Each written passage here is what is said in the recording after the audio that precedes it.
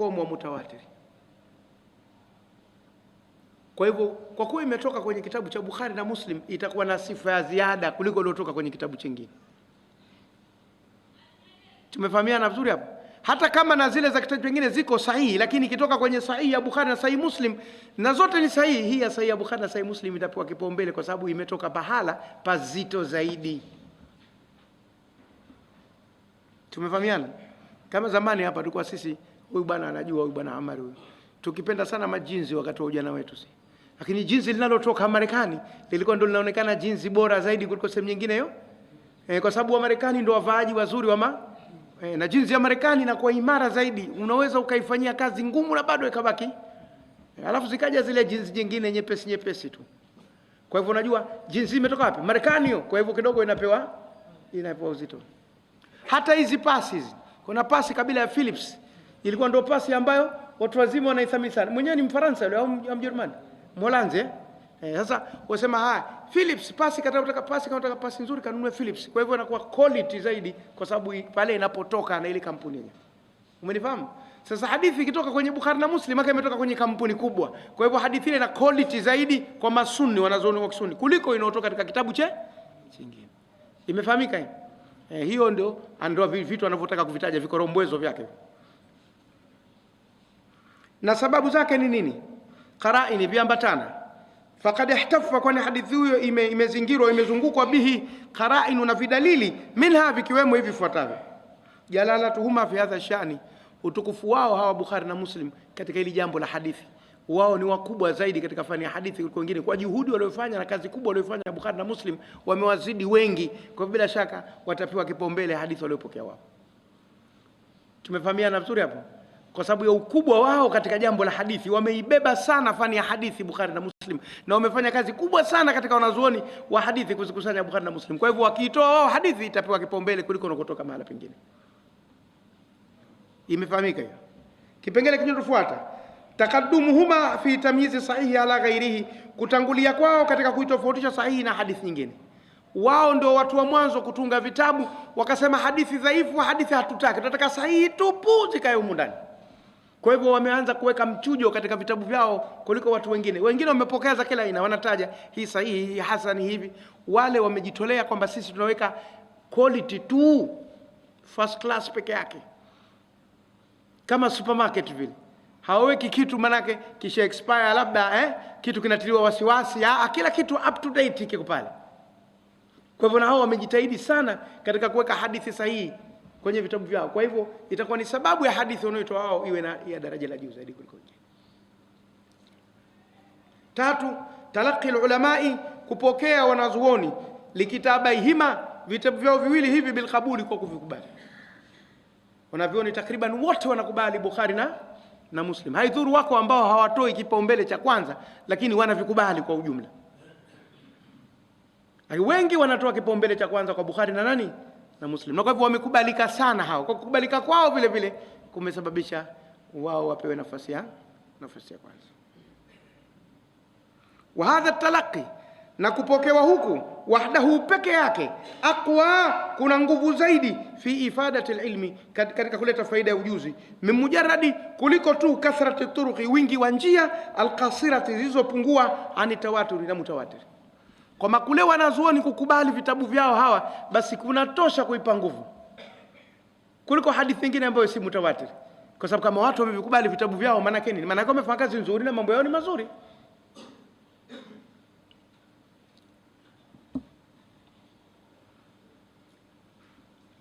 Al-mashhuru, hadithi mashhuri, idha kanat lahu turuqun mutabayina, ikiwa ina njia mbalimbali, salimat, tena zilizosalimika.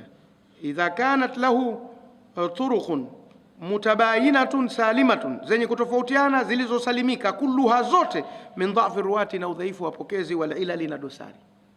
Hadithi kisha kuwa mashuhuri, imepatikana kwa njia 3 na kuendelea, hata kama haijafika katika njia 10, imepatikana njia 3 na kuendelea, na zote zimesalimika na dosari na udhaifu na nini, basi bila shaka itakuwa na nguvu kuliko ile iliyokuja kwa njia 2 ambayo ni aziz, au kuliko ile iliyokuja kwa njia 1 ambayo ni gharibu.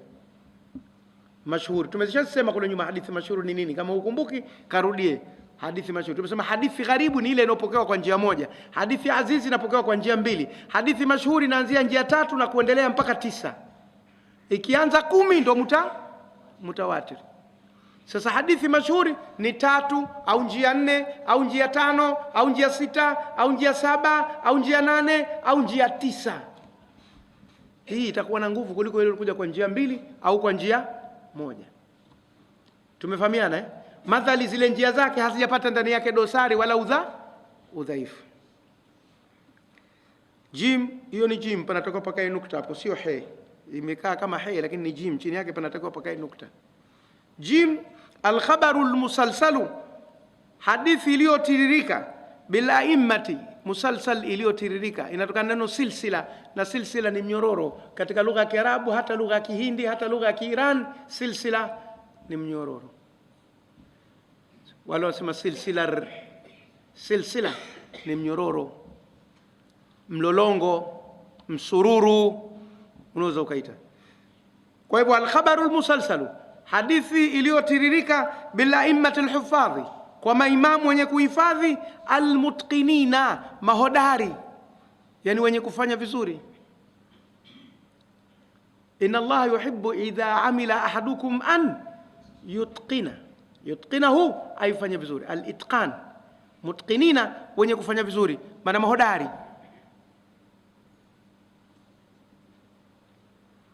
Haithu la yakunu ghariban, pale ambapo haiwi ngeni ikawa imepokewa kwa njia moja, iwe na njia 2. Wamekuja wengine wamesupport, lakini halafu waliomo katika njia moja wapo ni wanazuoni wazito watupu. Atatolea mfano, kal hadithi alladhi yarwihi al-Imam Ahmad, kama hadithi anayopokea Imam Ahmad عن الإمام الشافعي kutoka kwa Imam Shafi, ويرويه الشافعي na ipokea Shafi عن الإمام مالك kwa Imam Malik, ويشارك الإمام أحمد na shirikiana Imam Ahmad غير watu wengine fi riwayati kupokea عن الإمام الشافعي kwa Imam Shafi, ويشارك الإمام الشافعي na washirikiana Imam Shafi kadhalika vile vile غيره wengine fi riwayati عن الإمام مالك kupokea kwa Imam Malik. Hili nimewahi kulifafanua huko nyuma, lakini nitarudia tena kwa wanafunzi kwamba Ahmad bin Muhammad al-Hanbali, Imam Ahmad bin Hanbal yake Ahmad bin Muhammad al-Hanbali, ndio anaitwa Ahmad bin Hanbal, yake Ahmad bin Muhammad al-Hanbali rahimahullah, amesoma kwa al-Imam Muhammad bin Idris al-Shafi'i rahimahullah, na yeye Muhammad bin Idris al-Shafi'i amesoma kwa al-Imam Malik bin Anas al-Asbahi rahimahullah. Na Malik bin Anas kasoma kwa wengi, akiwemo Nafi' ambaye aliwahi kuwa mtumwa akanunuliwa sokoni na sahaba Abdullah bin Umar, akaachwa huru akafundishwa akawa mwanachuoni. Na Nafi' amesoma kwa Abdullah bin Umar radhiyallahu anhuma, na Abdullah bin Umar kasoma kwa Mtume Muhammad sallallahu alaihi wasallam. Sasa Ahmad akisema hadithi hii nimeipata kwa mwalimu wangu Shafi'i, na Shafi'i akasema hadithi hii nimepata kwa mwalimu wangu Maliki, na Malik akasema hadithi hii nimepata kwa mwalimu wangu Nafi'i, na Nafi' akasema hadithi hii nimepata kwa mwalimu wangu Abdullah bin Umar, na Abdullah bin Umar akasema hadithi hii nimemsikia mtume wetu Muhammad sallallahu alaihi wasallam akisema. Umekiona kitu hicho? Huo ndio mnyororo wa maimamu waliokuwa wanakubalika, wote wanazuoni wazito vigogo. Halafu Ahmad bin Hanbal akamsomesha Muhammad bin Ismail al-Bukhari, na akamfundisha Muslim bin Hajjaj bin Muslim an-Naisaburi. Bukhari kasoma kwa Ahmad na Muslim kasoma kwa Ahmad. Umenifahamu? Kwa hivyo qala Muhammad bin Ismail al-Bukhari au qala Muhammad bin Ismail bin Ibrahim al-Bardizba al-Yazdawi al-Ju'fi al-Bukhari, sami'tu Ahmad بن محمد الحنبلي قال سمعت محمد بن إدريس الشافعي قال سمعت أنس بن مالك الأصبحي قال سمعت نافعا قال سمعت عبد الله بن عمر قال رسول الله صلى الله عليه وسلم. Bas, nyosha mikono yako juu, sema hapa wamekutana vidume vya ilmu ya hadithi. Tumeelewana? Na huko watu walikobobea fani ya hadithi ndio wanavyofundishana hivyo. Hadithi inapigwa kwa silsila yake yote, kila hadithi kiletwa an fulani qala hadathani fulani qala hadathani fulani qala hadathani, mpaka inafika kwa mtume. Si hatu yaweze. Ukikamata tatu huku utatoka pembe, ukikamata tatu huku utatoka pembe. Zikija nyingine zitatoa manundu mbele, zitatoa madonda nyuma. Watu wa hadithi si watu wa kuchezea kabisa, si mpaka ukaitafute kwenye kitabu, tena kitabu kikubwa ndio utapata yote. Ndivyo ilivyo kwenye Bukhari. Ukaenda kwenye Sahih Bukhari na Sahih Muslim ndio anavyotaja hadithi, anazitaja kwa mlolongo mpaka inafika kwa Mtume. Hao wote ni mabingwa, wanazuoni wakubwa, wamefundisha, wamekuwa mashuhuri, maisha yao yanasomeka kama magazeti. Kazaliwa wapi, kafa wapi, alikwenda wapi, alirudi wapi, utafikiri unasoma gazeti. Maisha ya mtu kama unasoma gazeti. Sio sisi wengine mashekhe wa vichochoroni, hujulikani ulikozaliwa, hujulikani ulikosomea, alimradi wewe umo tu kupiga makelele. Hawa aima mutqinina. Tumefahamiana vizuri hapo. Na hiyo ndo katika madhhabi ya Sunni ndio silsila wanaita silsila